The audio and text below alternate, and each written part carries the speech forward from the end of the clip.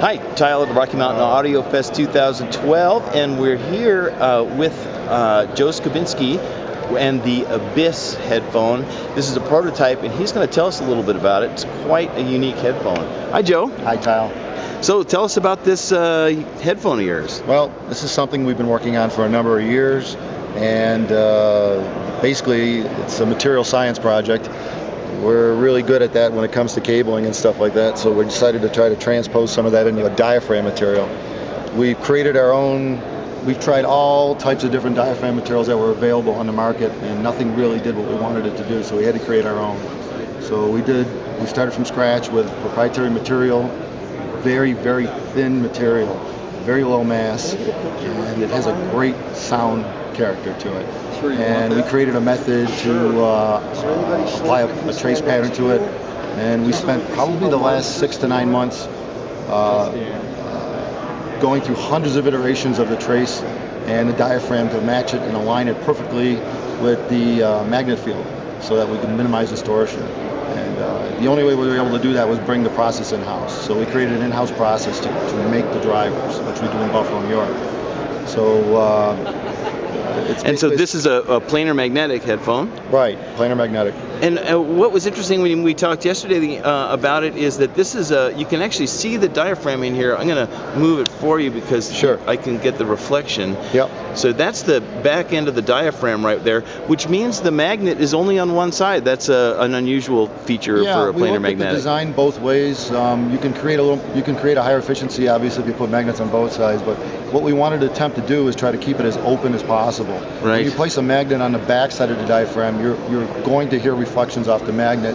You can't avoid that. Yeah. And we didn't want that to happen. So what we had done is created a very powerful one-piece single magnet, a custom magnet for the front side to try to keep the efficiency as high as possible, and then place the diaphragm over it as close as possible. And you can take the pad off on one of those right there, right? Sure. These are magnetically held pads. They just come right off. And you see there's the magnetic, at least you can see the grid structure of the magnet, but it is a single piece magnet back there with basically slots in it. Right. We're using a steel baffle to concentrate the field so it doesn't rip an hearing out of somebody. Mm-hmm. But bottom line is that it's a single piece with a diaphragm. It's all custom made. The diaphragm, the driver's done. We're pretty much done with that.